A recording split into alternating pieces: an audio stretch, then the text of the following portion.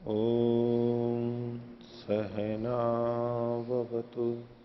सहनौ भुनक्तु सह वीर्यं करवावहै तेजस्विनावधीतमस्तु मा विद्विषावहै। ॐ शांति शांति शांति। मीमांसा दर्शन की 377वीं कक्षा मीमांसा दर्शन के 9वें अध्याय का चतुर्थ पाद हम देख रहे थे और इसमें 11वें अधिकरण तक पीछे हमने देख लिया था। पिछले पाठ में से कुछ पूछना है तो पूछ सकते हैं। हाँ। ओम पृष्ठ संख्या 2568 पर भाष्य में दूसरी पंक्ति प्रणीतार्थे विधानात, यहाँ प्रणीता का अर्थ श्रवण किस प्रकार किया है? प्रणीता जल को कहते हैं जो कि लाया जाता है और उससे संबंधित पात्र को भी प्रणीता पात्र कह देते हैं। उसको भी केवल प्रणीता नाम से भी बोल देते हैं पात्र को, लेकिन जल इसका मुख्य अर्थ है। तो और प्रणीतार्थ का मतलब होगा प्रणीता का जो प्रयोजन है, वो प्रणीता किसके लिए लाया गया है। तो चूंकि याग में देवता के लिए हवि का निर्माण, देवता के लिए त्याग किया जाता है, वो याग का महत्वपूर्ण भाग है, तो उसके लिए कहा गया कि प्रणीता किसके लिए हुआ, प्रणीता जल हवि के निर्माण के लिए। तो यहां पर चूंकि चरु बनना है और उस अवस्था में यदि पहे की जगह पे जल होता है, प्रणीता जल होता, तो उससे चरु का पाक ही किया जाता, श्रपण ही किया जाता। तो इसलिए प्रणीता का अर्थ हुआ श्रपण, प्रयोजन श्रपण हुआ और उसी में ही इसका भी विधान किया गया, क्योंकि प्रणीता के प्रयोजन में ही, जिस प्रयोजन के लिए प्रणीता जल है उसी प्रयोजन के लिए इसका भी विधान किया गया है। यही इसका मत था कि श्रपण के लिए, प्रदान के लिए नहीं है, इसलिए श्रपणार्थ, इसका प्रणीतार्थ का मतलब श्रपणार्थ ले लेते हैं। प्रणीता का अर्थ जल समझ में आ रहा है, लेकिन यहाँ पर हमारा श्रवण दूध में होना है। हाँ, तो ऐसे में इस प्रणीता का अर्थ उस श्रवण में दूध के पकाने में भी कैसे चला गया? हाँ, क्योंकि प्रणीता के अर्थ में उसके स्थान पर आ रहा है, प्रणीता के प्रयोजन के संदर्भ में, प्रणीता का जो प्रयोजन है उसके विषय में ये आ रहा है, इसलिए इसको प्रणीतार्थ कह सकते हैं। उसके स्थान पर ही आया तो, और उसका वो प्रयोजन श्रपण ही है, तो इसलिए दूध को श्रपणार्थ कह देते हैं। ये तो प्रणीतार्थ मतलब श्रपणार्थ, तात्पर्य ये निकलेगा। शब्दार्थ भले ही नहीं है, लेकिन इसके पीछे वो भी श्रपणार्थ भी बताना चाहते हैं और ये भी साथ में बताना कि श्रपण के स्थान पर आया है। श्रपण जिस प्रयोजन के लिए था उसी प्रयोजन को पूरा करने के लिए ये आया, ये मुख्य बताना चाहते हैं, तो श्रपणार्थता आ जाती है उसमें। ओम आचार्य जी, इसी पृष्ठ में 2568 में जो ऊपर जो भाष्य की पहली पंक्ति है, हाँ, न तो प्रत्येन पयसा नैतद दातव्यम श्रूयते, इसका अर्थ स्पष्ट नहीं हुआ अच्छी तरह से। हाँ, ये विषय तो थोड़ा इसकी स्पष्टता नहीं है, मैं फिर बताता हूं जो मैंने समझा है। हाँ, अस्य पूर्व पंक्ति अपि न बोध्यते, अस्मात् पूर्वमेव यो ही अन्यथा चरुर्भवति इति। अच्छा, अपने वास्तव हाँ, नहीं अन्यथा चरुर्भवती थी, यहां से।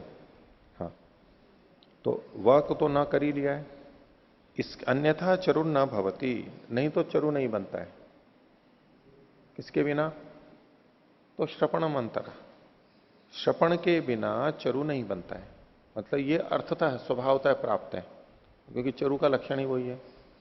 तो इसका ये अर्थ नहीं लेते हैं कि पह्य के बिना तो चरु बनेगा ही नहीं, पह्य के बिना ऐसा नहीं करना है। श्रपण मंत्र, श्रपण तो करना ही है और पह्य वहां लिखा हुआ है, तो वो श्रपणार्थ हो जाएगा। पीछे से देखो, इन्होंने कहा ना कि श्रितश्चरु कथम स्याद इत्येवम अर्थम ही तज्जायते, श्रितई तंडुल ही प्रयोजनम अस्ति, पके हुए तंडुलों से ही यहां पर प्रयोजन है। और न ही अन्यथा चरुर भवती, क्योंकि श्रित किए बिना, श्रपण किए बिना चरु बनता नहीं है। एक बात हो गई पूरी। हाँ, श्रितस्य सिद्धि तो भवति, परंतु अनेन पयसा सिद्धि कथम भवति? नहीं, वो तो शब्द लिखा हुआ है, पय का तो शब्द वचन से हमें प्राप्त हो रहा है। यहां केवल इतना ही दिखाना है कि श्रपण के बिना चरु नहीं होता है। और श्रपणम दूध, तो उभयो पक्षो सिद्धा व्यवस्था। ठीक है, श्रपण ये तो दोनों में जाएगा। श्रपण तो चाहे जल में करें चाहे दूध में करें। दूध का विधान है, दूध का विधान वहां पर है, जल का तो विधान नहीं है। जल से तो प्रकृति से प्राप्त हो रहा था, लेकिन पैसी चरु जब लिखा हुआ है और श्रपण भी करना है ये हमें पता है, तो वो पय श्रपण के लिए लगेगा, ये कहना चाह रहे हैं।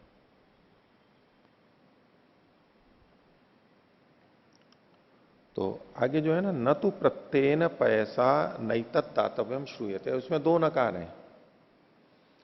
तो इसमें ये बात आएगी, पृष्ठभूमि थोड़ा सा इस तरह देखें। सिद्धांति कह रहा है कि श्रपणार्थ है पय, पूर्व पक्षी कह रहा है कि प्रधानार्थ है। और उसके लिए उसका कहना है कि चरु जब देते हैं तो पय भी दिया ही जाता है, यही उसका हेतु है कि दिया जाता है। तो सिद्धांति ये कहना चाह रहा है कि जो दिया जाता है और वास्तव में उसकी हवि प्रदान की जा रही है, इतने मात्र से उसकी प्रदानार्थता नहीं हो जाती। दिया जाना तो क्योंकि वो उसके साथ में है और दिए जाने का कोई निषेध भी नहीं है, इसलिए दे दिया जाता है उसको। प्रश्न ये उठेगा कि पय प्रदानार्थ नहीं है, सिद्धांत ये कह रहा है। तो प्रदानार्थ नहीं है तो उसको देते क्यों हो आप? आपको नहीं देना चाहिए। जो प्रदानार्थ नहीं है, श्रपणार्थ है, प्रदानार्थ नहीं है, तो आप प्रदान क्यों कर रहे हो उसको? उसका उत्तर दिया जा रहा है कि यद्यपि ये प्रदानार्थ नहीं है, लेकिन चरु के साथ इसको प्रदान का निषेध भी नहीं है। श्रपण के लिए तो कथन है, श्रपण हो गया। अब वो कह रहे हैं कि प्रदान क्यों कर रहे हो जब प्रदानार्थ नहीं है? तो बोले प्रदानार्थ उसको चरु के साथ में देने का निषेध नहीं है कहीं, ये नहीं देना चाहिए। अगर ये होता श्रपण के लिए है और फिर साथ में होता कि चरु के साथ इसको नहीं देना है, तो आप कह सकते थे कि इसको हम नहीं देते। दिया जा रहा है, साथ में जा रहा है तो जा रहा है, क्योंकि निषेध नहीं है इसलिए आपत्ति नहीं है, अविरुद्ध है वो। दिया जाना विरुद्ध नहीं है। गुरु पक्षी का कहना है जब ये प्रधानार्थ नहीं है तो आप जब दे रहे हो तो ये विरुद्ध हो रहा है इसके, वगैरह कि ये विरुद्ध नहीं हो रहा है क्योंकि इसका निषेध नहीं किया गया। ये तो तात्पर्य है। आप पंक्ति से देखो, प्रत्येन पैसा, प्रदत्तेन पैसा, दिए जाते हुए दूध के साथ, क्योंकि दूध दिया जा रहा है, मुख्य बात उस पर है। एतत् नैतत् दातव्यम, इसे नहीं देना चाहिए, यानी चरु को नहीं देना चाहिए। इति न श्रूयते, ये नहीं सुना जा रहा है कि भाई जिस समय आप दूध दे रहे हो तो उस समय दूध के साथ में चरु नहीं देना चाहिए, ये नहीं सुना जा रहा है। ठीक है, इसलिए दिया जाता है, कोई आपत्ति नहीं, निषेध नहीं है। इसको नैतत् दातव्यम जो है, इसमें एक तो एतत् का मतलब चरु लेकर के मैं अर्थ कर रहा हूं कि प्रत्येन पैसा, दूध तो दिया ही जा रहा है। एतत् न एतत् दातव्यम, ये नहीं दिया जाना चाहिए। दूध दिया, जिस समय दूध दिया जा रहा हो उस समय उसके साथ साथ चरु नहीं दिया जाना चाहिए, ऐसा सुनाई नहीं दे रहा है, ऐसा निषेध नहीं किया जा रहा है। यानी दूध के साथ में चरु दिया जा सकता है, आपत्ति नहीं, चरु को तो देना ही है, लेकिन चरु दूध के साथ में नहीं दिया जाना चाहिए, इसका निषेध नहीं है। ठीक है, तो एतत् का मतलब ये मैंने जो किया चरु मान करके किया। इसके अंदर तो दूसरे शब्दों में कहते हैं कि अनिषिद्ध होने से देना अदुष्ट है। ये जो देना है दूध का, ये अनिषिद्ध होने से दुष्ट नहीं है। यद्यपि इसका विधान नहीं है, ये प्रदान के लिए नहीं है, तो प्रदान के लिए नहीं है फिर भी कहे कि नहीं दे रहे हो, तो ये तो विरुद्ध बात हो जाएगी। जैसा सुबह मिश्रित कर्म की बात हो रही थी कि अगर वेद में मिश्रित कर्म का कथन ही नहीं है और मिश्रित कर्म करो तो ये तो वेद के विरुद्ध हो जाएगा। ठीक है, तो बोले उसका प्रतिषेध भी नहीं है, गलत का प्रतिषेध है। विधि और निषेध दो ही होते हैं। तो दूध के साथ में चरु को देने का निषेध भी नहीं है। स्वामी जी भी कई बार कहते हैं ना, बोले जी इसका विधान नहीं, तो बोले इसका निषेध भी तो नहीं है। अविरुद्ध होगा तो दिया जा सकता है। इनका सिद्धांति का यहां पर इस ढंग से कहना है। हाँ, ऐसा इसका वाक्य का मैं समझ में आया। हालांकि मैंने इस पे प्रश्नवाचक लगा रखा है इतने अंश पे कोष्ठक में करके। हाँ बोलो। जी, तो फिर चरु के साथ में दूध को भी देना पड़ेगा, देना तो है? उसी में ही पका है ना। नहीं, पकाने का तो विधान कर ही दिया, तो फिर उसमें तो कर देने की दिया, बात ही नहीं आएगी। देना पड़ेगा ये नहीं, वो तो दिया ही जाएगा, वो तो मिश्रित ही है। उसमें दूध को निकालोगे कहां से उसमें? अगर दूध नहीं डालेंगे उसमें तो पकेगा नहीं, तो पकेगा पकाने नहीं, के लिए तो दूध का कथन कर ही दिया था। कर ही दिया। तो ये तो स्वभावतः सिद्ध ही है कि जब उसमें पकाया है तो उसका दूध का अंश उसमें देने पर चला ही जाएगा। चला ही जाएगा, ये हाँ। स्वाभाविक है। ये प्रक्रिया कर रहे हैं। इस प्रक्रिया के करते हुए प्रश्न ये खड़ा हुआ कि दूध प्रदान के लिए है या नहीं है। ये प्रक्रिया तो हो गई, पक गया और दिया भी जा रहा है। अब ये दूध प्रदान के प्रदेय है या नहीं है, और तदनुसार प्रदेय के धर्म आएंगे नहीं आएंगे, यही तो प्रश्न है। तो जब सिद्धांति ने यह कह दिया है कि ये प्रदान के लिए नहीं है, अब लेकिन प्रदान किया जा रहा है, तो विरोध हो गया ना। अगर प्रदान के लिए नहीं है, केवल श्रवण के लिए, और दे फिर भी रहे हो आप, तो प्रदान के लिए नहीं है तो दे क्यों रहे हो? प्रदान के लिए नहीं है तो नहीं देना चाहिए आपको, ऐसा पूर्व पक्षी कहे तो उसका उत्तर है, एक तो ये उत्तर है जो आप बोल ही रहे हो कि भाई वो तो उसमें मिश्रित है तो हट ही नहीं सकता, तो दिया ही जाएगा। इसके लिए शास्त्र पे अगर वो वचन आता है तो बोले कि इसको चरु को इसके साथ में दिए जाने का निषेध थोड़ा है कहीं, क्यों ना दे दें हम? जा रहा है, कोई आपत्ति नहीं है, शास्त्र विरुद्ध नहीं हो रहा है। अगर इस दूध का निषेध होता और फिर हम देते तो विरोध होता, इसका निषेध तो किया नहीं गया, इसलिए अविरुद्ध है। हाँ, तात्पर्य तो ये है ऐसा। जी, दूसरा प्रश्न है, सूत्र संख्या 36 में भाष्य की नीचे से दूसरी पंक्ति। हाँ। ये वचन पहले भी आया था, न यजुषा वत्सा अपाक्रियन्ते न पवित्रवती गौर दुह्यते। तो इसमें जो न पवित्रवती गौर दुह्यते, इसमें पवित्रवती इसमें सप्तमी विभक्ति है, तो इसका अर्थ नहीं पता लग रहा है कि पवित्रवान में क्या अर्थ होगा। नहीं, पवित्र वाला होने पर, पवित्र को दर्भ को धारण करते हैं ना, दर्भ पवित्र पानी, तो पवित्रवत उसका सप्तमी विभक्ति हो गया। पवित्र होने पर, हाँ, पवित्र वाला होने पर यानी युक्त होने पर, पवित्र के साथ में होने पर गौ न दुह्यते, गाय नहीं दुही जाती है, अर्थात बिना पवित्र के दुही जाती है। दोहना तो है यहां पर, दोहने का निषेध नहीं है वास्तव में। ये वास्तव में ये जो न है ना, ये दुह्यते न दुह्यते के साथ में नहीं जा रहा है। इसका तात्पर्य यहां पर है अपवित्रवती गौर दुह्यते, वास्तव में यहां पर है, लेकिन वाक्य कैसा। इसी तरह न यजुषा वत्सा अपाक्रियन्ते, इसका मतलब ये हुआ यजुष के साथ वत्स नहीं हटाए जाते हैं, तो मतलब अयजुषा अपाक्रियन्ते, तात्पर्य यहां पर यह है। 33वें सूत्र में भी यही वाक्य है? 33वां जो सूत्र है उसमें हाँ। भी यही वाक्य है, अयजुषा और अपवित्रवती। हाँ। अयजुषा वत्सान अपाकरोति, मूल वही शब्द है, ये तो न करके इन्होंने कर दिया, ठीक है। अयजुषा वत्सान अपाकरोति अपवित्रवती। हाँ, ये जो अपवित्रवती है ना, ये पात्र के लिए है, अपवित्रवती पात्रे। अपवित्रवती ये जो शब्द है ना, ये पात्र के लिए है, मैंने यहां लिख रखा है। बिना पवित्र दर्भ के,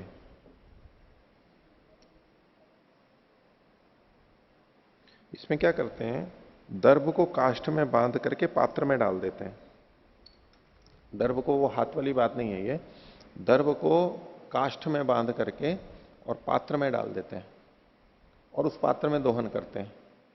तो जब ये कहा अपवित्रवती गाम दोहयति, इसका मतलब है कि उस पात्र में जिसमें दोह रहे हैं उसमें वो दर्भयुक्त काष्ठ को नहीं डालते हैं, बिना उसके जो पात्र है उसमें करते हैं। तो अपवित्रवती मतलब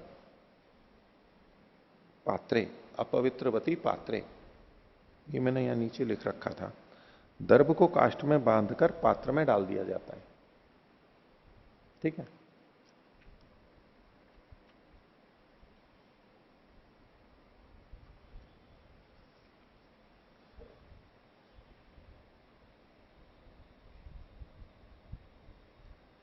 न पवित्रवती, न पवित्रवती गौर दुह्यते। ठीक है।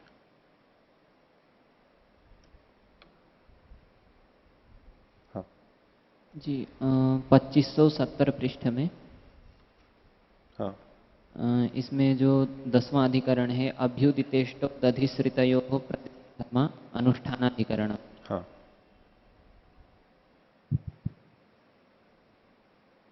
तो इस अधिकरण में जो ये दधंस चरुम और श्रिते चरुम आया है, तो इसमें कह रहे हैं कि यहाँ पर मतलब एक ही वाक्य है, इसमें वाक्य भेद नहीं है, इसलिए यहाँ पर संश्लिष्ट रूप से दिया जाएगा। दोनों के देने की विधि है इसमें। और इससे अगले अधिकरण में ऐसा ही वचन आया है और वहाँ पर कह रहे हैं कि वहाँ पर पकाने के लिए ही है, वो देने के लिए नहीं है।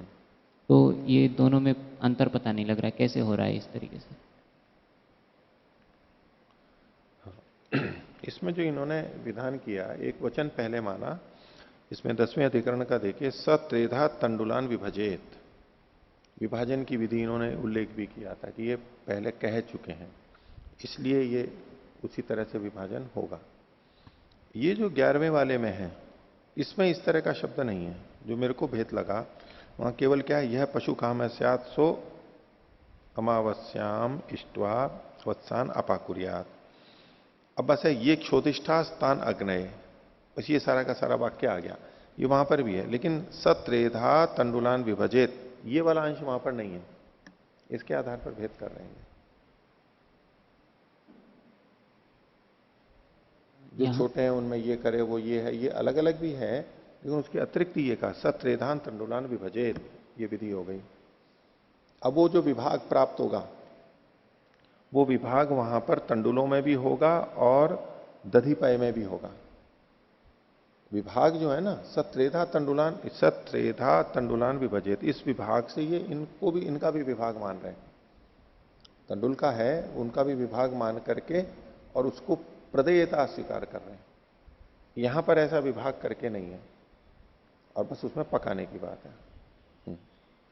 आचार्य जी, इसमें जो त्रेधा तंडुलान विभजित, तो इसमें पहले ही 3 प्रकार से विभाजन करने की विधि कर दी। अब इसके बाद में वो किस प्रकार से विभाग करना है उसी को आगे दिखा रहे हैं। उसको आगे बता रहे हैं जी। तो आगे उसी को दिखा रहे हैं, तो इस कारण से ये कहना चाह रहे हैं कि वहां पर विधि नहीं है किसी भी प्रकार की, क्योंकि विधि तो विभजित से हो चुकी, ऐसा कहना चाह रहे हैं। नहीं, ये इसमें क्या करना चाह रहे हैं कि ये जो विभाग किया, इससे दधि और श्रित का विभाग भी मान रहे हैं। दधि और श्रित का भी विभाग प्राप्त करवा रहे हैं इससे। है, इन्होंने जिस तरह से कहा था, देखो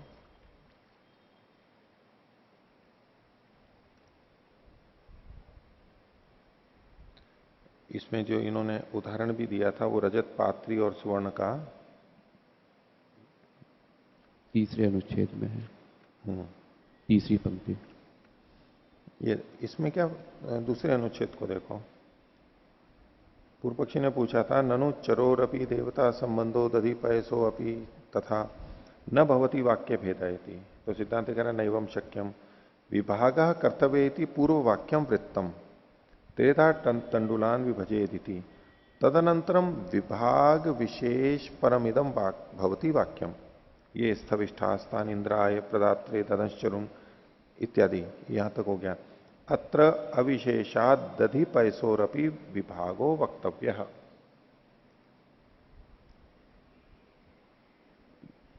अविशेष रूप से होने से दधिपय का भी विभाग समझना चाहिए। अब सामान्य रूप से कथन है, ये जो है ना, ये स्थविष्ठास्तान इंद्राय, वैसे तो तंडुल शब्द लिखा हुआ है, लेकिन ये यहां ले क्या रहे हैं, प्रश्न तो हो सकता है इस पर कि भाई ऐसा क्यों ले रहे हैं, लेकिन ये किस तरह से ले रहे हैं, त्रिधा विभाग का कथन कर दिया, तंडुल का कथन कर दिया, उनके स्थूल आदि जो भाग हैं उनका किया। तो यहां पर अविशेष होने से दधि और पय का विभाग भी वक्तव्य है, कहने योग्य है।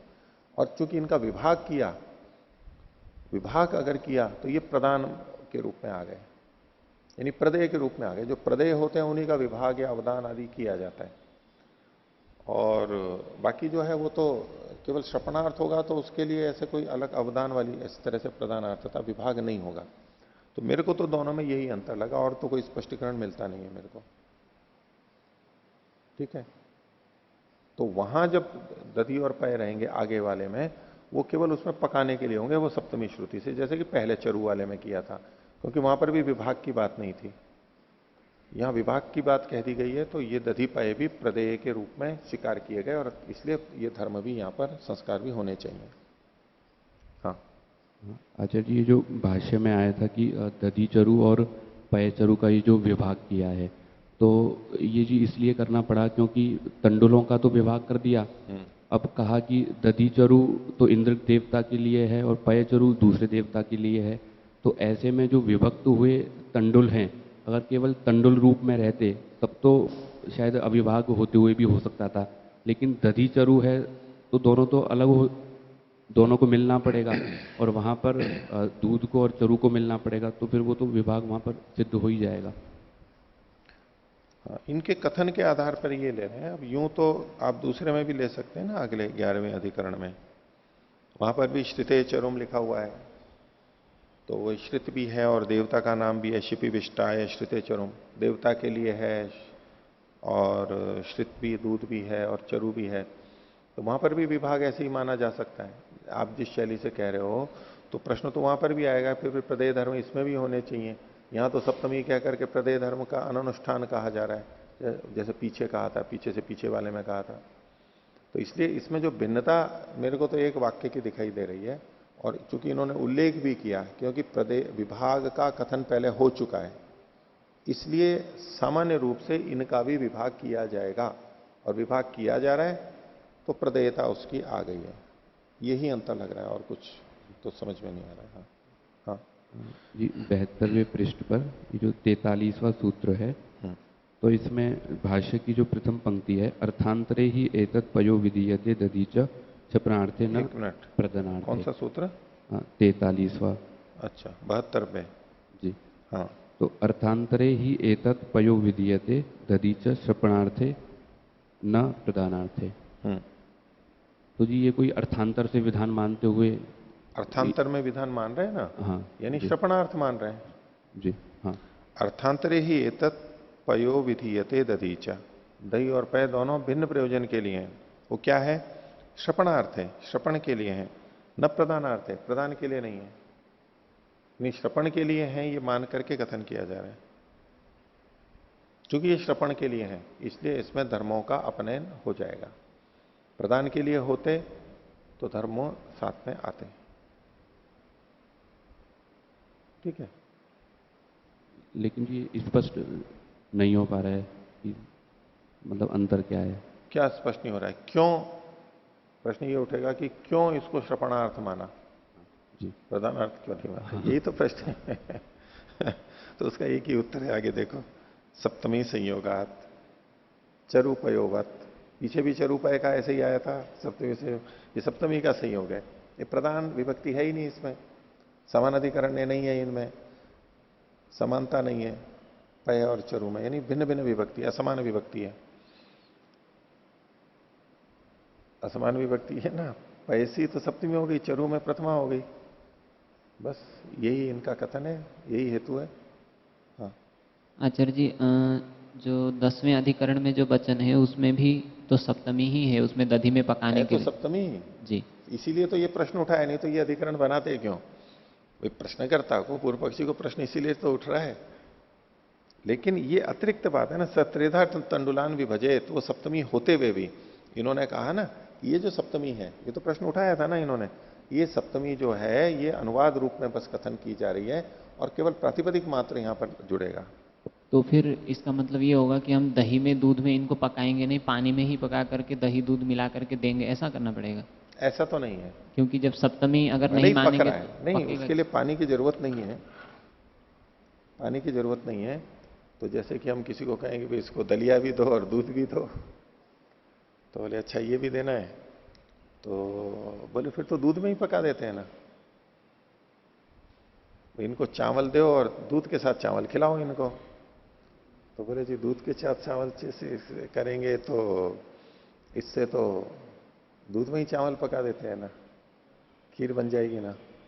तो देना दूध भी था, देना चावल भी था।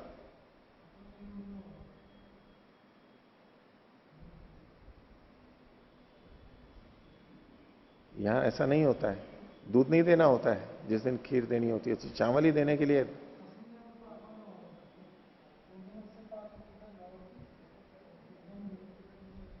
नहीं, ऐसा होता है। यहां जो खीर बनती है, हाँ, ऐसा कभी हो सकता है, वो दलिये के लिए तो होता है। नहीं, दलिये के लिए तो हो जाता है कि दूध कम होता है तो दलिये को दूध पानी में पका देते हैं, फिर उसमें दूध डाल देते हैं, वो एक अलग हो गया। नहीं, लेकिन ऐसा मेरे को ध्यान नहीं आता कभी हुआ हो तो है। ये इस तरीके से कहना, हाँ, इस तरीके से कहना चाह रहे हैं कि जैसे दलिया और दूध अलग अलग बढ़ता है, इसी प्रकार से मीठे चावल भी अलग बनते हैं और दूध भी अलग से बढ़ता है। हाँ, तो तो मिला के थोड़ा ना देते हैं। हम मिला के नहीं देते उसी। कब कब दिया, कभी दिया क्या? नहीं, मिला के मतलब घोल करके अलग अलग देते हैं ना दोनों को, वो तो अलग बात हो गई। मिला करके थोड़ा ना देते हैं। उस मीठे चावल में दूध डाल करके तो कभी हो गया हो तो हो गया हो, बाकी होता नहीं आचार्य है। जी, आपने अभी कहा कि भाई इनको दूध भी देना है, चावल भी देना है, तो दूध में ही चावल पका दे। तो मेरा कहना है कि यहाँ दूध में चावल पकाया नहीं जाता तो है। पका देना चाहिए, आपका ये कहना। आपका कथन को वो मैं तो समझ रहा था। नहीं, वो तो कोई बुद्धिमान होगा तभी तो कहेगा, बुद्धिमान होगा तभी तो कहेगा। लेकिन चूंकि यहाँ पर समान तो व्यक्ति है नहीं, बहुत सारे लोग हैं, तो इसलिए वो हो संभव नहीं हो सकता, क्योंकि सब जने चावल नहीं खाते हैं, वो केवल दूध ही लेते हैं। तो वहां यहां तो अलग अलग ही रखना पड़ता है। हाँ, जिस दिन खीर बनती है वो एक अलग बात है, उस दिन वो कैसे करते होंगे। अगर एक ही व्यक्ति हो, वो तो मैं कह रहा हूं कि हमने कहा कि भाई इनको चावल दे दो और दूध, तो कोई तत्काल कहेगा ना भाई जब दूध देना ही है, हम दूध देना ही चाहते हैं, इनको प्रधान के रूप में भी दूध है, तो फिर दूध में ही पका देते हैं। अब ये पकाने के लिए भी हो गया और प्रधानार्थ तो था ही वो, प्रधानार्थ तो था ही वो। हाँ, जी, दूध में तो पका सकते हैं, दही में कैसे पकाएंगे फिर? नहीं, दही में भी पकता है ना। दही में कैसे? नहीं तो दधनी चरु क्या लिखा है? श्रिते चरुम है ना। हाँ, दधंश चरुम, ठीक है। तो अभी अगर बनता भी है तो बनने में कोई आपत्ति नहीं है। आंध्र प्रदेश में तो चावल कई तरह के बनते हैं, तो उसमें खट्टे में भी, नींबू में भी बनते हैं, तो इसमें दही छाछ में भी चावल बन सकते हैं। जैसे अपने इधर राबड़ी बनती है ना, राबड़ी, तो उसमें छाछ में ही तो पकाते हैं उसको, या वो बना करके फिर छाछ डालते हैं? छाछ में पकाते हैं ना।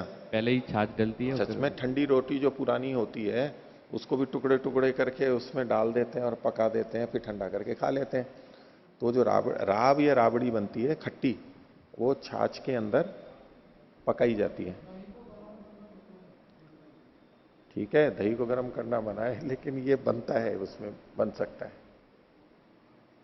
दही को है, अब यूं तो बहुत सारी सब्जियां बनती हैं, उसमें दही को डाला जाता है। सब्जियां बनती हैं जैसे आलू की सब्जी, नहीं गर्म करने में भी मैं बता रहा हूं ना। जैसे कई बार आलू की सब्जी दो तरह की बनती है, एक केवल पानी वाली, तरल वाली कह रहा हूं, और उसमें दही छाछ डाल करके भी बनाया, पकाते हैं उसको। और जैसे कढ़ी बनती है, और कढ़ी में तो खूब पकाते ही है, उसको कढ़ाते ही है। नहीं, देखो वो दही को गर्म नहीं करना चाहिए। वो क्या है कि दही को हमने जमा रखा है और वो पका नहीं है, अच्छी तरह जमा नहीं है, तो कई बार हम क्या करते हैं, या तो धूप में रखते हैं, भी ठंडा कह नहीं हुआ, और कई बार उसको आग पे रख देते हैं कई जने। वही कह रहा हूं, उस स्थिति का निषेध है। दूसरा, दही अभी जमा हुआ है और उसको गर्म करके अब हम दही खा रहे हैं, पका करके नहीं, बस गर्म करके खा रहे हैं, वो ठीक नहीं है। हाँ, बहुत ठंडा है, सर्दी के दिन है, गुनगुने पानी में आप उसको पात्र को रख दो और उसकी ठंडक केवल कम कर दो, उतना तो कर सकते हैं। धूप में रख सकते हैं, ठंडक कम कर सकते हैं, उसको गर्म नहीं करना होता है। और दही को गर्म करो तो उसका स्वाद भी खराब हो जाता है। कभी देखो खा के कैसा लगता है। कई जने होते हैं ना, भाई आज दही जमा नहीं है, ब्रह्मचारी कई बार कर देते हैं, दही जमा नहीं, अब दही बटना है, लोग क्या कहेंगे दही जमा नहीं, तो पहले तो धूप में रख देते हैं, धूप से भी नहीं हुआ तो फिर कहते हैं कि चलो इसको आग पे रख देते हैं। कई बार गर्मी होगी, वो थोड़ा सा क्या जम सा जाता है, उस समय पानी भी छोड़ देता है, फिर वो फट जाता है ना, जैसे खट्टा होता है, वो कर देता है, वो कहे चलो दही जम गया, जल्दी जम गया, वो गर्म करके, वो नहीं करना चाहिए, उसका स्वाद बिगड़ जाता है। वो ठीक है, दही को गर्म करके नहीं खाना चाहिए, लेकिन ये जो इसमें पकाने की बात है, ये तो ठीक है, चरू को पकाया जा सकता है। वैसे आंध्र प्रदेश में जो दही और चावल होता है, दही ओदन, वो तो चावल बना करके दही डाला जाता है उसमें। अभी आया है ना, ओदन में दही डाल करके खाए और बहुत अच्छा लगता है, वो अच्छा है। दही और चावल अच्छा होता है। और इसलिए दक्षिण भारत में जो भोजन करने के अंत में छाछ लेके आते हैं, वो छाछ और दही, और उसमें चावल को अलग खाते हैं। पहले सांभर से, रसम से, ये सब खाएंगे, चटनी होगी, और दही छाछ जब आता है ना, वो अंत में उसको लेते हैं। दही छाछ भी जाता है अंदर और वो चावल भी उसको उसके साथ मिला करके खाते हैं। वो व्यापक प्रचलित है। हाँ जी, और 2571 पृष्ठ में जो 42वां सूत्र है, हाँ। ये स्त्रितोपदेशाच, मतलब यहाँ स्त्रित का उपदेश सिद्धवत किया गया है, इसका क्या मतलब है, ये स्पष्ट नहीं हो रहा है। श्रित का, हाँ, जैसे जो श्रिते चरुम लिखा है ना, पैसी चरु नहीं लिखा, श्रिते चरु। तो श्रित का मतलब तो क्या हुआ कि पका हुआ, तो उसमें पाक का, सिद्ध का कथन किया जा रहा है। तो जो पका है तो उसमें वो धर्म तो सारे के सारे होंगे ही, तभी वो पकेगा, नहीं तो पकेगा नहीं वो। ये जो है ना, सत्सु धर्मेशु उपपद्यते, ये धर्म के होने पर ही हो सकता है। श्रिते चरुम तदश्चरुम इति। अब पय के अंदर जो है ना, वो तो असिद्ध था, पय तो असिद्ध था, वो सिद्ध हुआ दूध, तो उसमें धर्मों के होने पर ही ऐसा होता है, सिद्ध बनता है। और दधी भी जो बना है वो सिद्ध हो चुका है, तो उसमें धर्म तो हो ही चुके हैं। ये कह रहे हैं सत्सु धर्मेशु उपपद्यते। स का मतलब है ये जो सिद्धवत है, ये जो सिद्धवत है, ये धर्मों के होने पर ही होता है। इतर्था, इतर्था का मतलब है अगर इसमें धर्म नहीं होते तो श्रपणम न क्रियेता, तो फिर तो श्रपण भी नहीं होता इसमें। श्रपण किया है इसका मतलब धर्मयुक्त ही किया है, ये कहना चाह रहे हैं, धर्म है ही उसमें। ये सिद्धवत कथन है, श्रित शब्द के प्रयोग से ही ऐसा ले रहे हैं। तत्र सिद्धवत श्रितोपदेशो नावकल्पेता। यदि बिना धर्मों के लिया गया होता तो श्रिते चरु में जो श्रित शब्द है ये संगति नहीं होता था, ये कह रहे हैं।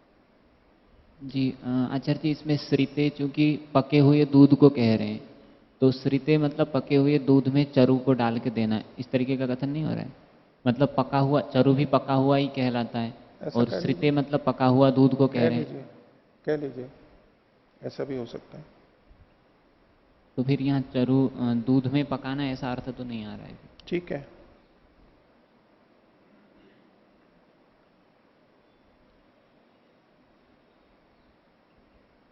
ऐसा ले लीजिए, श्रित में चरु डाल करके दे दिया, ठीक है। तो उस स्थिति में वो चरु जो है वो पानी में पकाया गया, ये मान करके कहेंगे। पानी में पका करके दूध में डाल करके दिया, तो हो सकता है ऐसा हो तो। ठीक है, चलें आगे। सप्तष्ठी पृष्ठ संख्या। हाँ आचार्य भैया, उपरिष्ठ द्वितीय पंक्ति, हाँ, अंते तत्प्रतिषेधे तैले पीते पानीयम न पातव्यम। हाँ। स्पष्टम न भवति, ये अर्थम न गम्यते। अच्छा, देखिए, तैले पीते पानीयम न पातव्यम, इसको तो विपरीत अल्प विराम में ले रखा है।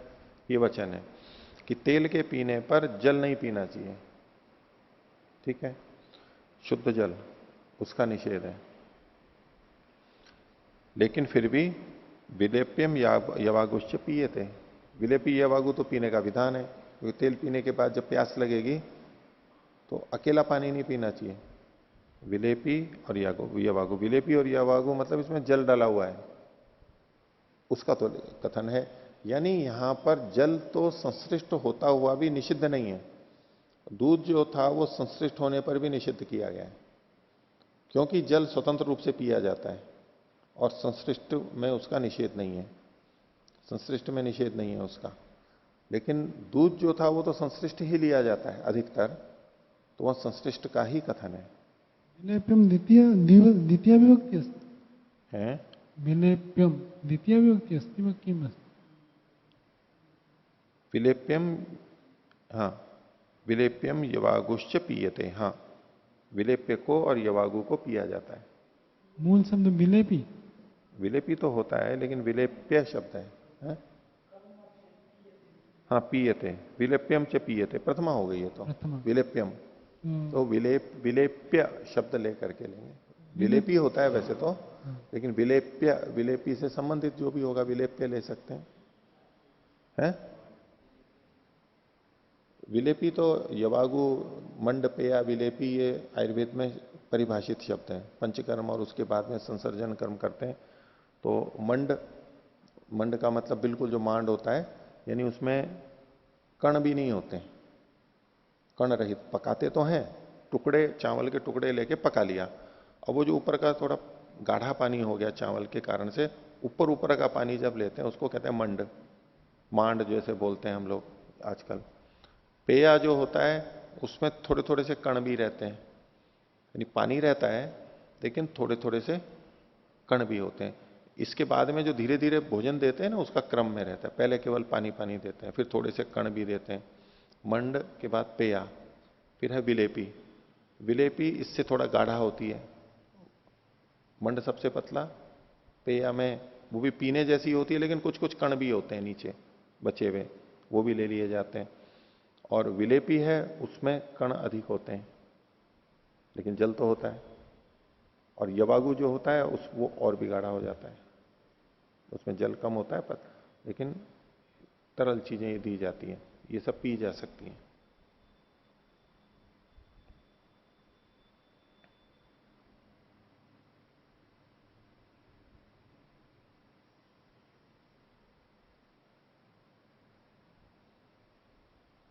ठीक है, कुछ कहना है? वैसे यहां पर ये विलेप्यम यवागुश्च पिए थे, इसमें मंडपेया लिखते तो ज्यादा संगत होता, एकदम स्पष्ट होता, लेकिन ये भी मतलब जल से संश्लिष्ट है ये कहना चाह रहे हैं, ली जाती हैं। गर्म भी होते हैं ये, तो ठंडे नहीं पिए जाते, तेल के बाद में ठंडे पीने का भी मना है, घृत और तेल के बाद में। तो ये तो गुनगुने या तो गर्म होते हैं, संस्कृत और असंस्कृत दोनों तरह के होते हैं, यानी घृत आदि का संस्कार करके, हींग आदि डाल के, या जो और भी नमक और जीरा ऐसे संस्कार करके, और असंस्कृत भी होते हैं, बस केवल उबले हुए, वो भी होते हैं, दोनों तरह से होते हैं। तो आगे देखिए, पृष्ठ संख्या 2573, 9वें अध्याय का चतुर्थ पाद और 12वां अधिकरण। शीर्षक है ज्योतिष्टों में श्रयणार्थेषु पय आदिशु। ज्योतिष्टों में श्रयण का मतलब है मिलाने के लिए, यहां श्रयण ठीक है, इसको श्रपण नहीं करना। पिछले वाले में जो श्रयण की जगह श्रपण कराया था वो ठीक है, मतलब यहां श्रयण देख के वहां भी श्रयण हो गया, गलती से हो गया होगा, यहां श्रपण नहीं है, ये श्रयण ही ठीक है मिलाने के लिए।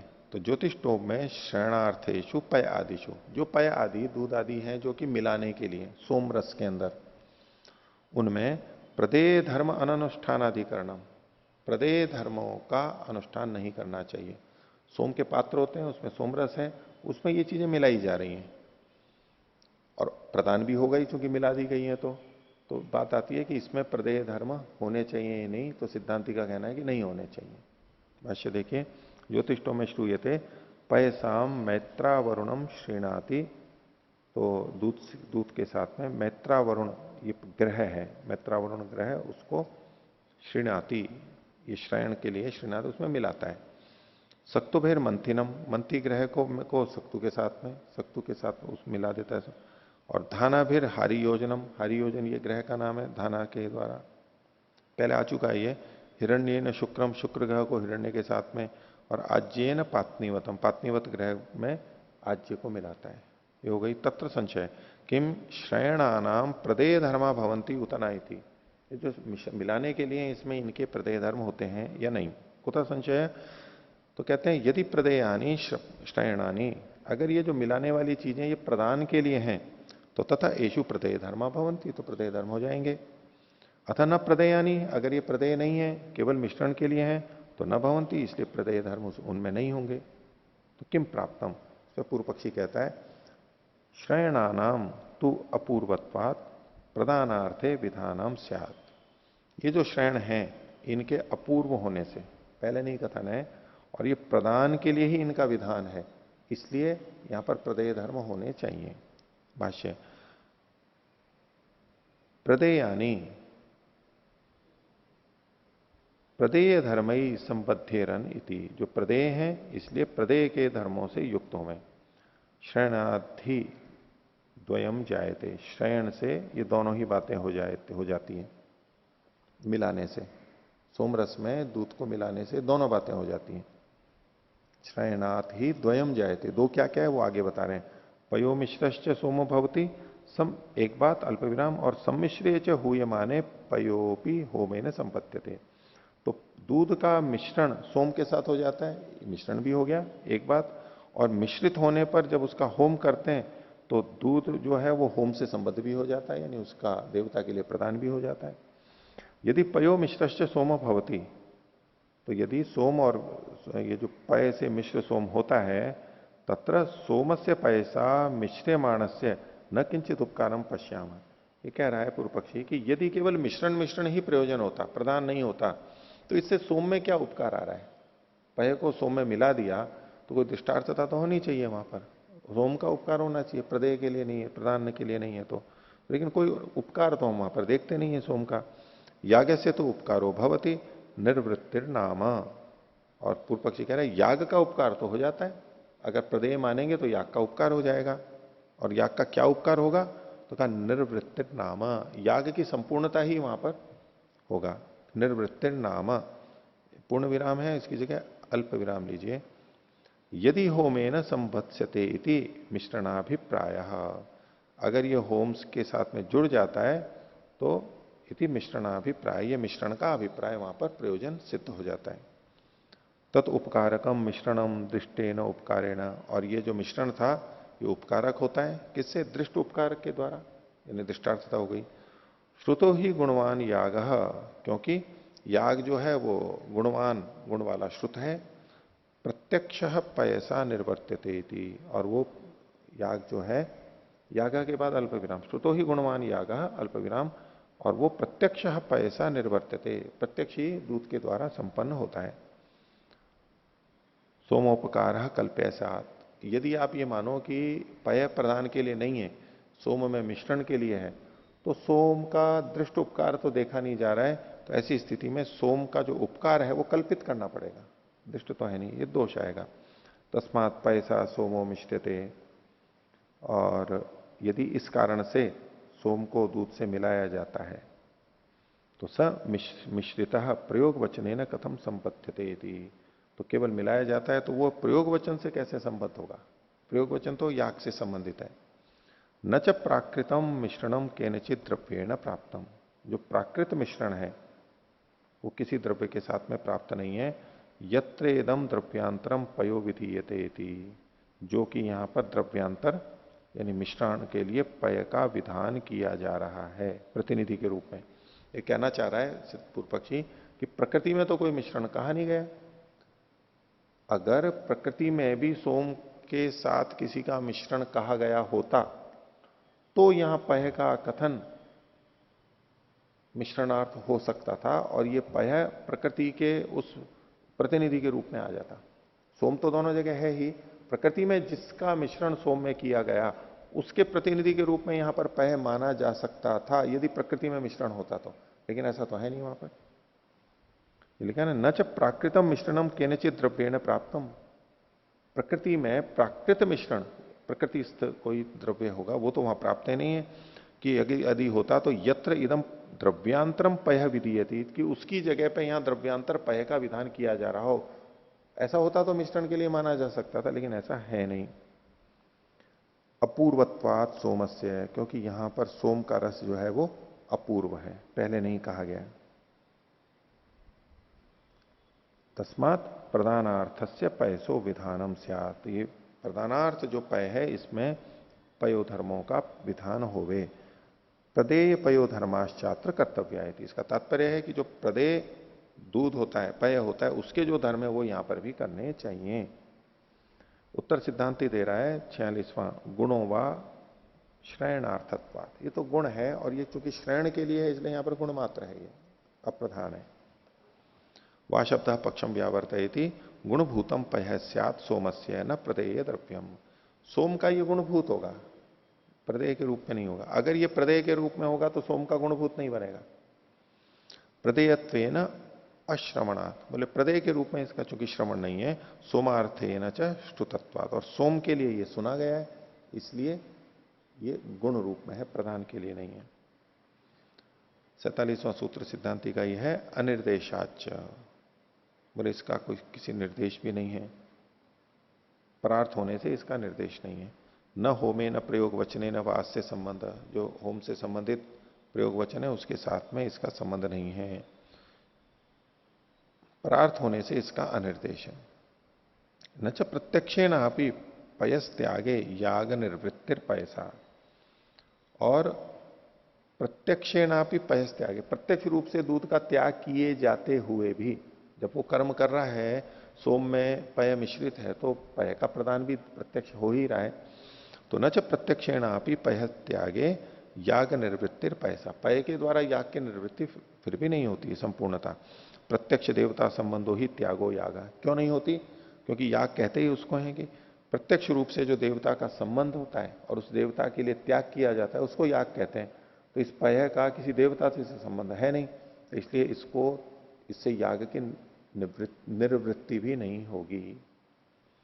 न चात्र पयसो देवता संबंध, बोले यहां पर दूत का देवता से तो संबंध कहा नहीं गया, वचन को बता रहे हैं। मैत्रा वरुणम ग्रहम गृह्णाति इति वचनम, ये वचन है वहां तो, न कि मैत्रा वरुणम पयः इति। इसको विपरीत अल्प विराम में ले लीजिए, मैत्रा वरुणम ग्रहम गृह्णाति इति यहां तक एक, और दूसरा कीजिए मैत्रा वरुणम पयः विपरीत अल्प विराम में, कि मैत्रा वरुण पय अगर ये कहा गया होता तो पय देवता के लिए मित्रा वरुण के लिए हो जाता, यहां नहीं है ऐसा। तस्मात् दृष्टोपकारा भावात अदृष्ट सोम संस्कारो अभ्युपगम्यते, तो चूंकि दृष्ट उपकार का अभाव है इसलिए अदृष्ट सोम का संस्कार स्वीकार किया जाता है। पूर्व पक्षी ने कहा था कि पय से सोम का कोई उपकार तो दिखाई नहीं दे रहा है, दृष्ट, वो सिद्धांति भी स्वीकार कर रहा है, तो बोले अदृष्ट होगा ये। तस्मात् न प्रदेय धर्म ही संबद्धते, इसके प्रदेय धर्म यहां पर नहीं होंगे।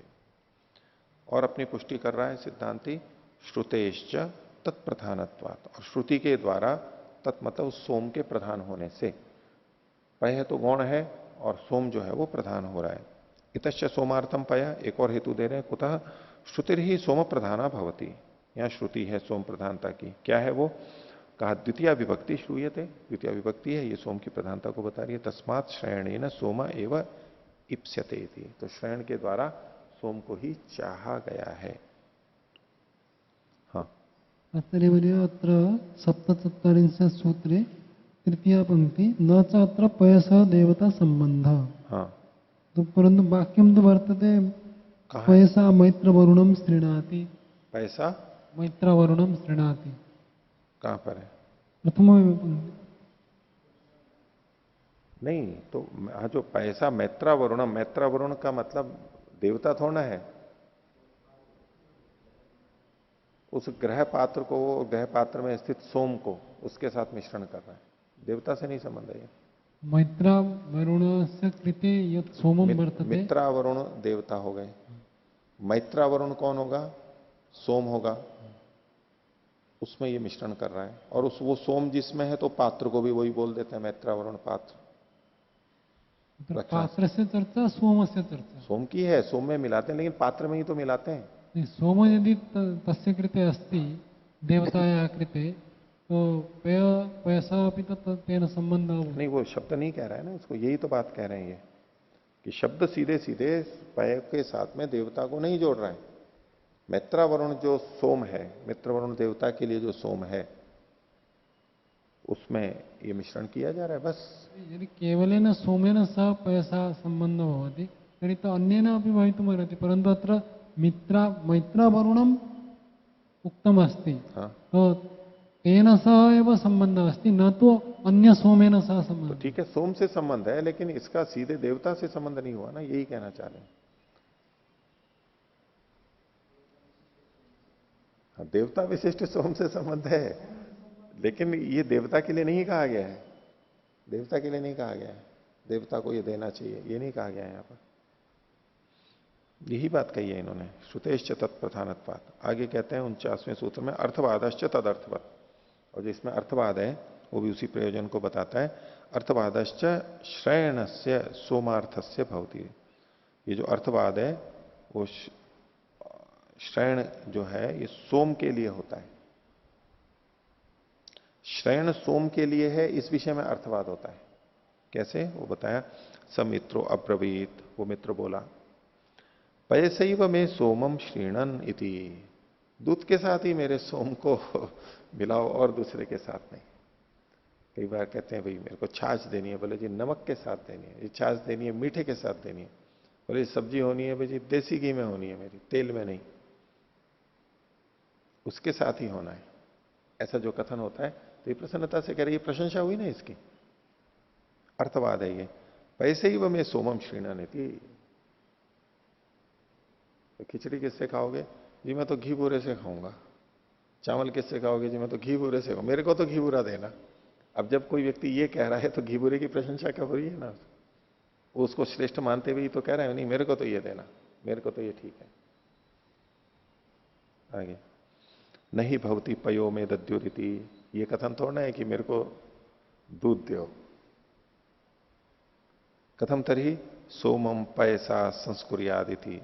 तो सोम को जो है दूध से संस्कृत किया जाए। तस्मादपि सोमार्थम श्रयणम। ये श्रयण जो सोम के लिए, नहीं सोम की प्रधानता है, ये गुण हो गया। आगे, संस्कारम प्रतिभावाच तस्मादपि अप्रधानम स्यात्। इसको संस्कारों के प्रतिभाव का कथन किया गया। और भी जो संस्कार किए जाते हैं उसमें इसको भी एक संस्कारों के बीच में पढ़ा गया है। बहुत सारे संस्कार कहे गए, उसके बीच में इसको भी कहा गया है। तो ये भी एक तरह का संस्कार ही हुआ, तो ये भी गुण हो गया, सोम प्रधान हो जाएगा। संस्कारम पति श्रपण वचनम श्रयण वचनम भवती। यत संस्कारा श्रूयंते तत्रेदम श्रूयते। जहां संस्कारों का कथन है वहीं ये भी पढ़ा गया है। पैसा मैत्रावरुणम श्रीणाति, इसको विपरीत अल्पविराम में ले लीजिए, इत्येवम आदि। तस्मात संस्कार प्राये श्रवणात् अयम अपनी संस्कार एवं गम्यते। क्योंकि वहां पर प्राय सब संस्कार की चीजें ही पढ़ी गई हैं, इसलिए इसको भी सन्निधि से संस्कार ही माना जाएगा। भवती ही प्रायोवृत्त्या तद्बुद्धि। प्रायोवृत्ति से वो बुद्धि हो ही जाती है। अष्टादयी में भी धातुएं पढ़ी गई हैं और बीच में ऐसा शब्द आया जो कि धातु भी हो सकता है और भी कुछ हो सकता है, तो उसको धातु ही माना जाता है। तो भवती ही प्रायोवृत्त्या तद्बुद्धि यथा अग्रे प्राय लिखितो अग्रे इति गम्यते। अग्रे प्राय में लिखा हुआ अग्रे ही होता है। श्रेष्ठ श्रेष्ठ का कथन जहां किया गया है, जैसे अग्रोपहरणीय अग्रे संग्रह है चरक संहिता में, ये इसमें श्रेष्ठ, ये इसमें श्रेष्ठ, उनके बीच में कोई पढ़ा गया है तो वो श्रेष्ठ ही होता है। तस्मात प्रदेय धर्म न संपत्त्यते थी। इसलिए प्रदेय धर्म के लिए हो तो संस्कार के लिए। आगे, परस्पति आगे पर्यग्निकरणांतांग रीति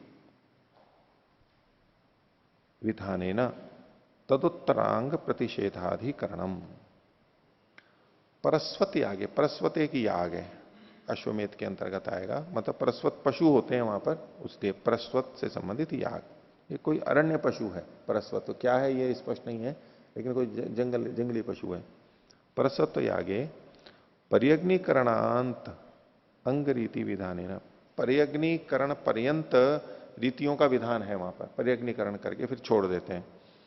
तो इसमें तद उत्तरांग प्रतिषेधाधिकरणम, इससे ये पता लगता है कि उसके आगे के जो अंग हैं वो उनका प्रतिषेध किया जा रहा है। आगे के अंग नहीं किए जा रहे, पर्यग्निकरण करके उसको छोड़ दिया है, तो इसका मतलब है आगे के धर्म इस पर नहीं लागू होंगे। ये सिद्धांत पक्ष है। भाष्य, अश्वमेधे समावनंती, अश्वमेध में ये वचन मिलता है, ईशानाय परस्वता आलभेता। ईशान के लिए परस्वता, परस्वता ये परस्वत शब्द है हलंत, ये द्वितीय बहुवचन है, इनका आलभेता आलभन करे। कुतूल वृत्ति ने अरण्य मृग विशेष इसको लिखा है, प्राणी विशेष या अरण्य मृग विशेष। तत्प्रकृत्य श्रूयते, ये वचन आने के बाद में एक और वचन मिल रहा है, पर्यग्निकृतान अरण्यान उत्सृजंती, पर्यग्निकरण करके उन अरण्यों को मतलब अरण्य में रहने वाले पशुओं को छोड़ देता है।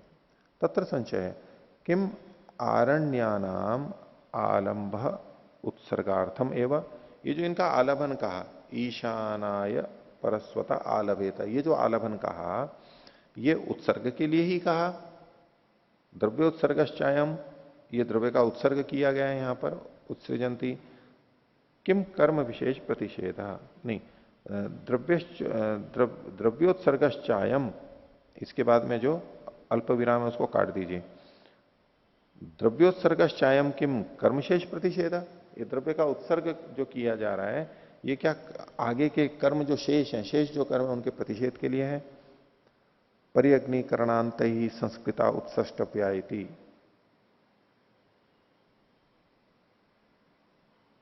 कि पर्यग्निकरणांत जो संस्कृत है उसको छोड़ देना चाहिए।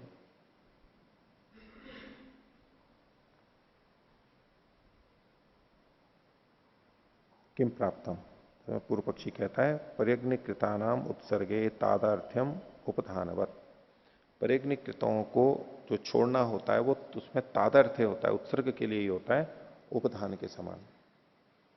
उपधान का उदाहरण आगे बताएंगे। तो द्रव्योत्सर्गो अयम, द्रव्य का उत्सर्ग किया जा रहा है।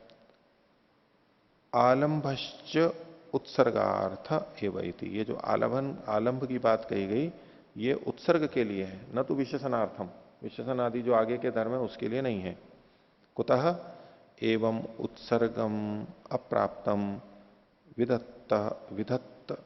विधत्तस्य सत्ताम ब्रुवन श्रुत्या वक्ष्यति, बोले ऐसा करते हुए क्या लाभ होगा? पूर्व पक्षी कह रहे हैं अप्राप्तम उत्सर्गम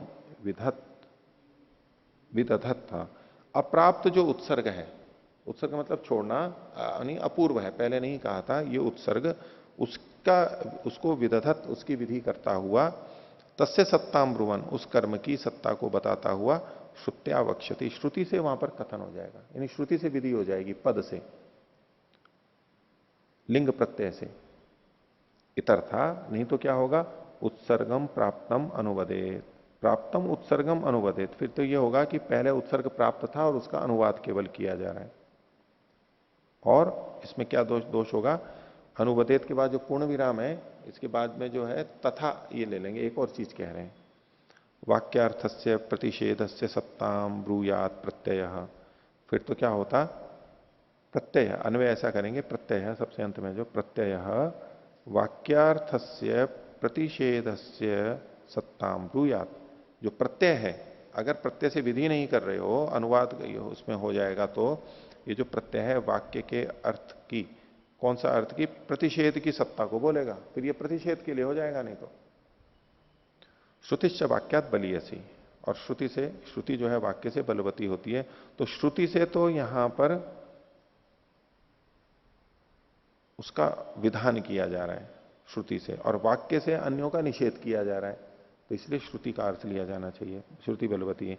एवं च सती देवता संबंधो ग्रहणे, और जब इसको श्रुति से लिया जाएगा तो ऐसा होने पर तो इसका देवता से भी संबंध हो जाएगा।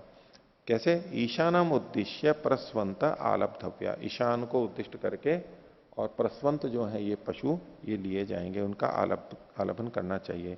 और पर्यग्निकरणम कृत्वा त्यक्तव्या इति, पर्यग्निकरण करके छोड़ देंगे। कैसे? उपधानवत, सूत्र में जो कहा था उस उपधान को बता रहे हैं, यथा खोल रहे हैं, एतत् खलु साक्षाद अन्नम, इसको एतत् को विपरीत अल्प विराम में लीजिए यहां से, एतत् खलु साक्षाद अन्नम या एनम चरुम उपदधाति इति, यहां बंद कर लीजिए, इति उपधानार्थम एवं, यह लिखा हुआ है प कर लीजिए, इति उपधानार्थम एवं चरो उपादानम। तो कहते हैं कि एतत् खलु साक्षात अन्नम, ये साक्षात अन्न है क्या? कि जो इसको चरु को का उपधान करता है, चरुम उपदधाति, उपदधाति मतलब उसको रख देता है, यानी आहुति नहीं देता है, उसका चरु को लेता है देवता के लिए और लेके बस रख देता है, आहुति नहीं देता है। उपदधाति इति उपधानार्थम एवं चरो उपादानम, चरु को क्यों लिया गया? बस केवल रखने के लिए ही लिया गया है, आहुति के लिए नहीं। एवं इहापि उत्सर्गार्थ एवं आलंभो भविष्यति, यहां पर भी आलंब केवल उत्सर्ग के लिए होगा, यानी देवता के लिए आहुति नहीं दी जाएगी, इसकी देवता के लिए प्रदान नहीं किया जाएगा। ये पूर्व पक्ष हुआ।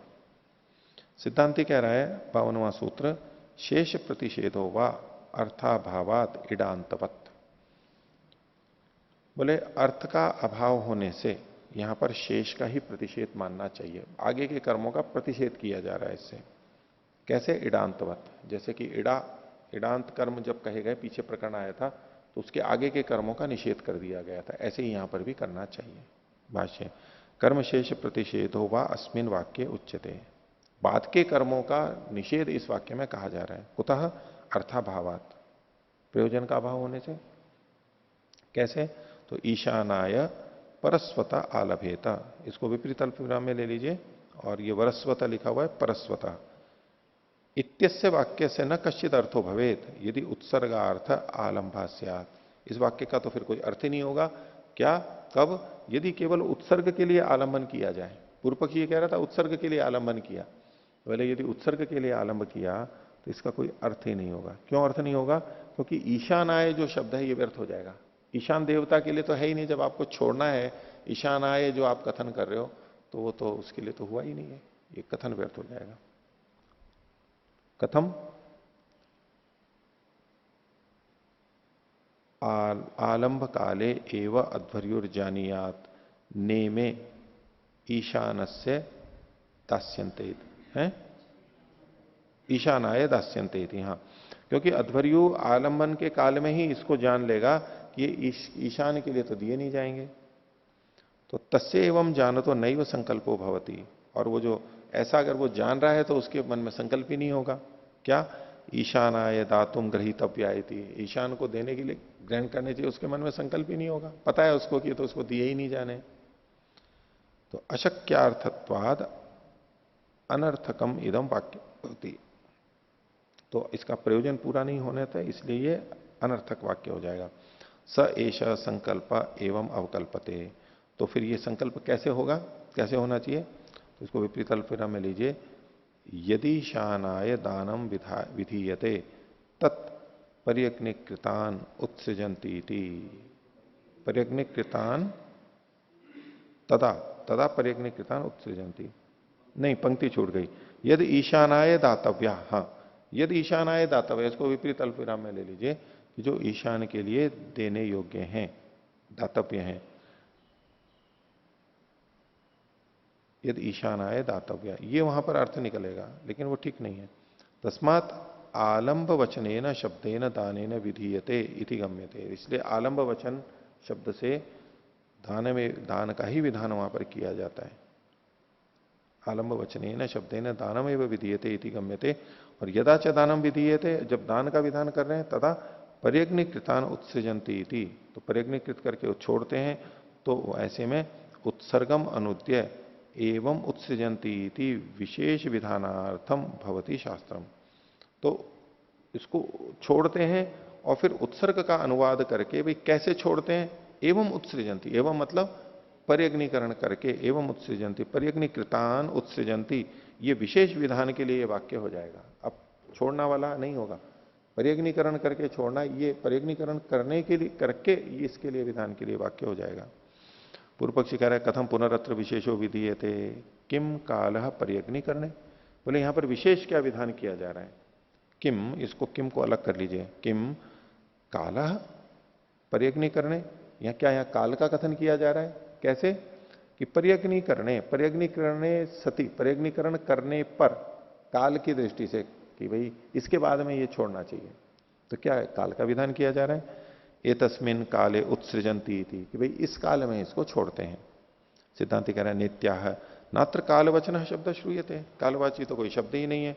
काले च विधीयमाने कालांतरम प्रतिषिध्यते, अगर इसमें काल का विधान माना जाएगा तो कालांतर का प्रतिषेध माना जाएगा।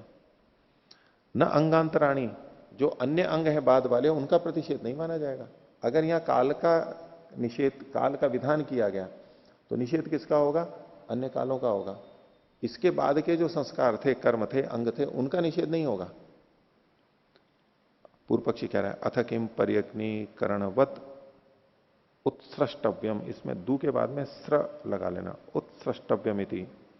वो कह रहा है कि अच्छा यहां ये प्रयोजन है कि पर्यग्नीकरण वाले को छोड़ देना चाहिए। किसको छोड़ना चाहिए? पर्यग्नीकरण वाले को। पर्यग्नीकरणवत उत्सृष्टव्यमिति। तो सिद्धांत कह रहा है तदपि नास्ति, ये भी नहीं है। नहीं अत्र पर्यग्नीकरण भावना कीर्त्यते। पर्यग्नीकरण करने की भावना यहां पर क्रिया नहीं कही जा रही है। तस्याम च सत्याम पर्यग्नीकरणात्, और उसके होने पर अगर हम ये माने कि मात्र पर्यग्नीकरण होगा यहां, तस्याम च सत्याम पर्यग्नीकरण होने पर पर्यग्नीकरणात् प्रांच परांचश्च पदार्थ सर्वे प्रतिषिद्धेरन, तो फिर तो पर्यग्नीकरण के पहले वाले और पर्यग्नीकरण के बाद वाले सब पदार्थ यानी कर्म उनका प्रतिषेध हो जावे। तो पूर्व पक्षी कहता है कथम तरी, फिर कैसे होगा? तो सिद्धांति कहता है निवृत्ते पर्यग्नीकरणे उत्सृष्टव्य इति। पर्यग्नीकरण के निवृत्त हो जाने पर इसको छोड़ना चाहिए। तो काल का भी विधान नहीं है और पर्यग्नीकरण वाले को छोड़ना चाहिए ये भी नहीं है। पर्यग्नीकरण जब हो गया है बस अब छोड़ देना चाहिए। तो पूर्व पक्षी कह रहा है किम एतस्याम अवस्थायाम इति, क्या आप ये कहना चाह रहे हो कि इस अवस्था में छोड़ देना चाहिए, कि जिसका पर्यग्नीकरण हो गया है इस स्थिति में छोड़ना चाहिए? किम एतस्याम अवस्थायाम इति। तो सिद्धांत कहते हैं नेत्या, ये भी नहीं होगा। चोदकादेव एतत् प्राप्तम, बोले इसको कहने की तो जरूरत ही नहीं है, वो तो चोदक वचन से ही प्राप्त है। क्या?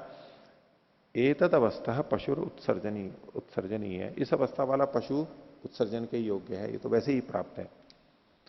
अवस्थांतर प्रतिषेध से च नायम शब्दो वाचका, और इस अवस्था वाले को दे रहा है, ऐसा कहें कि इस अवस्था वाला छोड़ देना चाहिए, तो ऐसा तब तो फिर भी लग सकता है कि अन्य अवस्थांतर हो जहां छोड़ा जाता हो उसका प्रतिषेध किया जा रहा हो, इसलिए कह रहे हैं कि इस अवस्था वाले को छोड़ना चाहिए। बोले अवस्थांतर प्रतिषेध की भी कोई बात नहीं है। तो अवस्थांतर प्रतिषेध से च नायम शब्दो वाचका, अवस्थांतर प्रतिषेध को ये कह नहीं रहा है। क्यों? चोदक प्राप्ते ही काल उत्सृज्यमाने कृत पर्यग्नीकरण एवासो भवती। तो चोदक से प्राप्त का जो काल होगा इसका उत्सर्जन का, छोड़ने का काल जो प्रकृति वाले से ही प्राप्त हो रहा है, तो पर्यग्नीकरण किए हुए का ही होगा, क्योंकि जो छोड़ा जाएगा पर्यग्नीकरण उसके बाद और कर्म फिर छोड़ा जाएगा, तो वो पर्यग्नीकरण किया हुआ ही छोड़ा जाएगा, इसके लिए भी कहने की जरूरत नहीं है। यदि तू अवस्थाया प्रतिषेध स्यात्, अगर यहां पर उस अवस्था का प्रतिषेध किया जा रहा है तो पर्यग्नीकरणात् ऊर्ध्वम उत्सर्गात प्राक पदार्थ प्रतिषिद्धेरन न परांच। इस अवस्था का प्रतिषेध है तो क्या होगा? पर्यग्नीकरण से ऊर्ध्व यानी बाद में, और उत्सर्गाच प्राक, और उत्सर्ग से पहले, यानी पर्यग्नीकरण और उत्सर्ग के बीच के जो हैं उन पदार्थों का प्रतिषेध होगा। न परांच, उत्सर्ग के बाद के धर्मों का निषेध नहीं होगा। अगर हम ऐसा लेते हैं तो सिद्धांत ये चाहता है उसके बाद के सारे धर्मों का निषेध है। ऐसा अर्थ करेंगे तो क्या? पर्यग्नीकरण के बाद और उत्सर्ग के पहले इन कर्मों का ही निषेध होगा, उत्सर्ग के बादों का वालों का नहीं हो पाएगा। तो फिर पूर्व पक्षी कहता है कस्तर ही अर्थ है, फिर यहां पर अर्थ क्या है, क्या अर्थ लेना चाहिए? तो सिद्धांति कहता है पर्यग्नीकरणे कृते यादृशी भवती, पर्यग्नीकरण करने यादृशो भवती, पर्यग्नीकरण करने पर जिस प्रकार का ये होता है, तादृशस त्याज्य इति, बस उसी प्रकार का ये पशु छोड़ने योग्य है। पूर्व पक्षी कह रहा है ननु चोदके नैव तदंगो असौ प्राप्त, बोले ये तो चोदक वचन से ही ये अंग प्राप्त हो गया है, क्योंकि ये संस्कार विशिष्ट पशु, क्योंकि चोदक वचन से तो सारे संस्कार प्राप्त थे ही, तो बोले ये भी प्राप्ति चोदक वचन से हो ही रही थी। तो ननु चोदके नैव तदंगो असौ प्राप्त, सिद्धांत कह रहा है उच्यते पुनः अस्य एतत् अंगवत्ता श्रूयते, इसकी ये अंगवत्ता तो सुनी जा रही है, और ये सुनी जाती भी अंगांतर प्रतिषेध अंगांतर प्रतिसंख्यार्थम, जो अन्य अंग है उनकी परिसंख्या के लिए होगी, परिसंख्यान विधि के लिए, यानी निषेध के लिए हो जाएगा। एतई एव अंगई ही अंगवान उत्सृष्टव्य, इन अंगों से युक्त जो पशु होगा वो ही छोड़ा जाएगा। एवं चोदक प्राप्तानि परिसंख्यायन्ते न अन्यानि अंगानि भवंती थी, तो चोदक प्राप्त जो अंग हैं उनका ही परिसंख्यान किया जा रहा है, निषेध किया जा रहा है, अन्य कोई अंग, इसका मतलब है अन्य कोई अंग नहीं होते हैं बस। तो पूर्व पक्षी कह रहा है कथम ऐसा शब्द एवं परिसंख्या तुम शक्नोती थी चेत, पूर्व पक्षी ये पूछे ये परिसंख्यान कैसे कर सकता है ये वाक्य? तो सिद्धांत कह रहा है शक्नोती थी ब्रूमा, हम कहते हैं कि नहीं ऐसा अभिधान ये कर सकता है, इस अर्थ को परिसंख्यान को कह सकता है। कथम? बोले प्रत्यक्षेण वाक्येन तही अंगई निराकांक्षी क्रियते कृते प्रधाने, बोले प्रत्यक्ष वाक्य के द्वारा, प्रत्यक्ष मतलब प्रकृत जो वाक्य है उसके द्वारा, अंगों के वाक्य के द्वारा, उन अंगों से ये निराकांक्षीकृत हो जाता है प्रधान। प्रधान के निराकांक्षित हो जाने पर, प्रधान के बाद अल्प विराम, शेषई अंगई सह चोदकेन परोक्षा सती एक वाक्यता न भविष्यति इति। इसको यूं देखेंगे, शेषई अंगई सह, सह को शेषई अंगई के साथ, शेष अंगों के साथ में, चोदकेन चोदक के द्वारा, परोक्षा सती, इसको साथ में जोड़ेंगे, परोक्ष होते हुए, इसको यूं करेंगे, चोदकेन एक वाक्यता, परोक्षा सती न भविष्यति, परोक्ष होते हुए एक वाक्यता नहीं हो पाएगी, क्योंकि चोदक वचन जो होगा वो तो परोक्ष कथन करेगा, साक्षात कथन नहीं करेगा। तस्मात् कर्म शेष प्रतिषेध है, इसलिए यहां पर तो कर्म शेष का प्रतिषेध किया गया है। ठीक है, तो आज का पाठ इतना ही रखते हैं। प्रणव।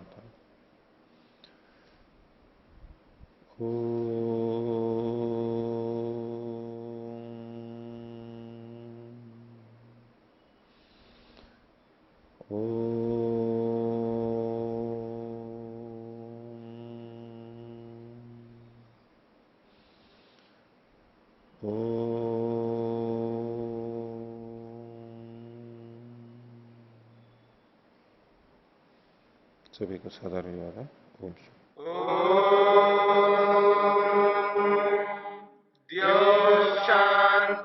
शांतिरंतरिक्षम शांति पृथिवी शांतिरापः शांतिरोषधयः शांति वनस्पतयः शांतिर्विश्वे देवा शांतिर्ब्रह्म शांति सर्वं शांति शांतिरेव शांति क्षमा शांतिरेधि। ओम शांति शांति शांति।